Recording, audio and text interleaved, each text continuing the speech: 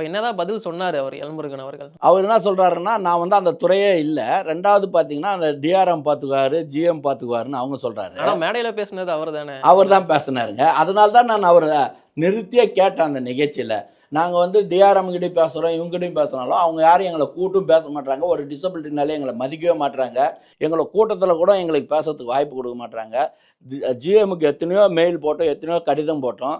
இதுவரைக்கும் எங்கள கூட்டு கூட அவர் பேச மாட்றாரு. நீங்களாவது இத சொல்லுங்க. இனிமேல்ட்டு உலகத்தாரும் அங்கங்கன்னு சொல்றத விட, மாற்றுத்திறனாளிக்கு ஏற்ற வண்ணம் இல்லாத நாங்க செய்றோம்னா நீங்க சொல்லுங்க. ஓகே. அப்ப மாற்றுத்திறனாளிக்கு ஏற்ற வண்ணம் இல்லாதத நீங்க டிவில பிரதமருக்கு போட்டு காட்டுறீங்க. பிரதமருக்கோ, இங்க பப்ளிக்கோ நீங்க வந்து அன்னைக்கு இந்த சில்லு போடுறீங்க. எத காட்டுறீங்க நீங்க? முகப்புல ஒரு ரேம்ப் போட்டத மட்டும் காட்டுறீங்க.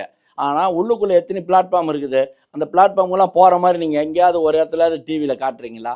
பொதுமக்களையும் எங்களையும் ஏமாத்துற மாரி தானே காட்டுறீங்க. அப்ப எல்லா இடமும் மெட்ரோ மாரி ஆக்சஸிபிலிட்டியா இருந்தா தானே அது உலகத்தரம்னு நம்ம சொல்ல முடியும்.